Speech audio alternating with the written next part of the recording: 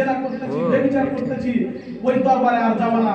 ভালোভাবে পরিপূর্ণভাবে আমাদেরকে খাস নিয়াত করে আল্লাহ তাআলার কাছে তাওবা করতে হবে।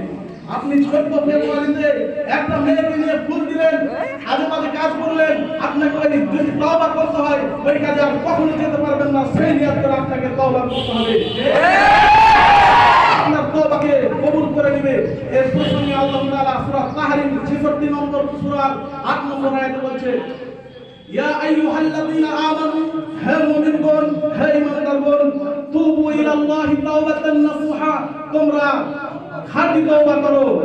আমরা যদি খাঁটি তওবা করি তাহলে আমাদের কি হবে? তার পরের প্রসঙ্গে বলতেছে, আসা রাব্বুকুম আন ইউকাফিরা আনকুম সাইয়্যাতিকুম, তাহলে আমাদের কি হবে? আন্তরিক তওবা করলে আশা করা যায় আল্লাহ পাক রব্বুল আলামিন আমাদের খারাপ আমলগুলোকে কি করবে? ক্ষমা করে দিবেন। তারপরে ওয়াইদুলাকুম জান্নাতুন তাজরি মিন তাহতিহাল আনহার, এবং আমাদেরকে জান্নাতে দাখিল করবেন।